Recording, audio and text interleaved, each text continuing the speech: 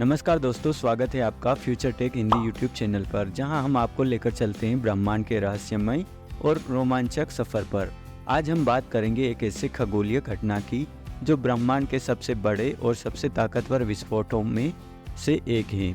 हम बात कर रहे हैं सुपरनोवा की।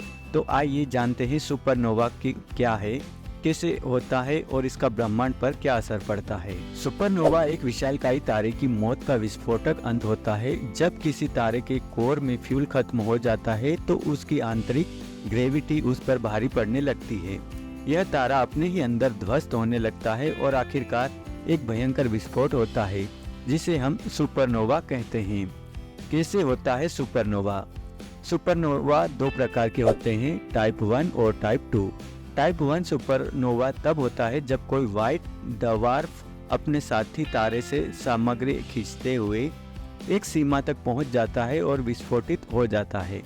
दूसरी तरफ टाइप 2 सुपरनोवा एक बड़े तारे के कोर के ध्वस्त होने से होता है, जो अपनी ही ग्रेविटी के कारण अंदर की ओर गिरता है और फिर धमाके के साथ फैल जाता है। सुपरनोवा का प्रभाव। सुपरनोवा सिर्फ एक तारे का अंत नहीं है, बल्कि यह एक नई शुरुआत भी है। जब तारा विस्फोट करता है तो उसमें से भारी मात्रा में ऊर्जा और न्यूट्रॉन्स निकलते हैं, जो ब्रह्मांड में नए तत्वों का निर्माण करते हैं। हम जो कार्बन, ऑक्सीजन और अन्य भारी तत्व देखते हैं, वे सभी कभी न कभी किसी सुपरनोवा का हिस्सा रहे हैं। ब्रह्मांड में सुपरनोवा का महत्व। सुपरनोवा न केवल नए तत्वों का निर्माण करते हैं, बल्कि ये नए तारों और ग्रहों के जन्मों के लिए भी जिम्मेदार होते हैं। सुपरनोवा के बाद जो न्यूट्रॉन्स निकलते हैं, वे एक नेबुला का निर्माण करते हैं, जिससे नए तारे और सौर मंडल बनते हैं। हम पर सुपरनोवा का असर। क्या आप जानते हैं कि सुपरनोवा के कारण पृथ्वी पर भी असर हो सकता है? जब एक सुपरनोवा विस्फोट होता है तो उससे निकलने वाली कॉस्मिक रेंज पृथ्वी पर पहुंच सकती है। हालांकि हमारा वायुमंडल हमें इनसे बचाता है, लेकिन अगर कोई सुपरनोवा हमारी गैलेक्सी के पास होता है तो इसका असर ज्यादा हो सकता है। सुपरनोवा की खोज और अध्ययन। वैज्ञानिक सुपरनोवा की खोज और अध्ययन करने के लिए बड़े बड़े टेलीस्कोप का उपयोग करते हैं।